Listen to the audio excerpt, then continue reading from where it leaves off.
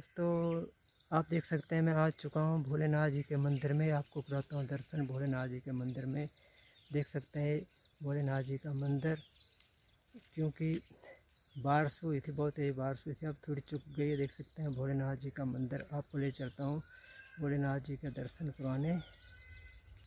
Hi hello guys, देख सकते हैं आप श्री भोलेनाथ का मंदिर, कितना खूबसूरत नज़ारा मंदिर में देख सकते हैं। मुझे पहाड़ पे बसा श्री भोलेनाथ जी का मंदिर, आपको ले चलता हूँ श्री भोलेनाथ जी के मंदिर अंदर दर्शन करवाने। हेलो गाइस, आप देख सकते हैं शिव भोलेनाथ की पौड़ियाँ, यहाँ से जाना पड़ता है एंट्री के अंदर।